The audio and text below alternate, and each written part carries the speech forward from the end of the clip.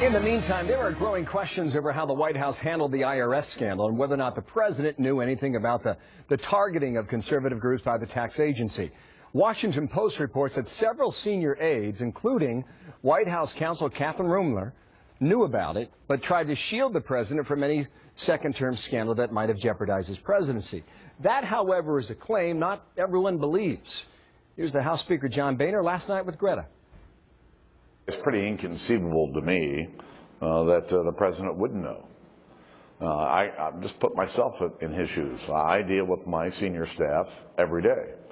And if the White House had known about this, which now it appears they've known about it for about a year, it's hard to imagine it wouldn't have come up in some conversation. Jonah Goldberg, editor-at-large, National Review, Fox News contributor. Jonah, good morning to you. I want to get to what Speaker Boehner said in a moment, but you have a different view of this, because you believe it's not so important what the president knew and what he did not know, because you see that as a distraction to the bigger issue. Explain that. Look, if he in fact knew a year ago, I think that's pretty scandalous and that's a big deal. But a lot of the conversation in Washington is about whether he knew a month ago or a few days before the IG report and all that, and I think that's a bit of a distraction. The scandal here is a policy scandal that goes to the heart of the entire rationale of the Obama presidency. I mean, this is a guy who said that he was a master of policy. He knew more about policy than his policy directors, said that government can do everything, and now his biggest defense is that he was basically in a bubble and the government is too big to manage, and these were a couple rogue agents. And the reality here, though, is that we have a government that is so big, that has become so politicized, that has created a climate where it is seen as not that big a deal to target citizens exercising their First Amendment rights. The press isn't the only one with First Amendment rights. Tea parties have First Amendment rights, too. It's the First Amendment that says you have a right to peaceably redress grievances to the government and to peaceably assemble. But your big point is that it puts the size of government on display. Well, it puts the size of government on display. It puts the climate that President Obama has created. You know, if you go back and you look at what Congress and what the independent counsel said about Ronald Reagan during Iran-Contra, they said he didn't do anything personally wrong, essentially, but he created a climate and he had a management style that allowed these things to happen.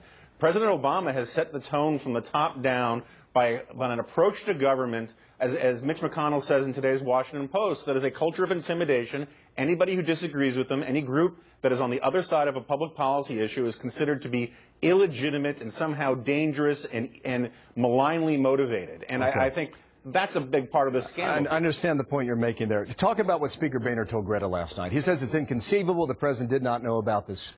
He went on to say, I'm just putting myself in his shoes. I deal with my senior staff every day, and concluded by saying it's hard to imagine it would not have come up in some conversation. Yeah, I think Speaker Boehner has a point. I think it's probably pretty hard to imagine that it didn't come up. And if it didn't come up, that's outrageous too, because that means these guys basically didn't consider what the IRS was doing that big a deal. I mean, they're sort of damned if they do and damned if they don't. If he did know about it and didn't do anything about it, that sort of indicts him for thinking that this was sort of okay. Maybe they got a little out of hand, but it's not that big a deal. And if they didn't tell him about it, it was because the culture at the White House said, well, this is just not that important an issue to bring to the president's attention. So either way, to that I think point, it's damning. the when is relevant.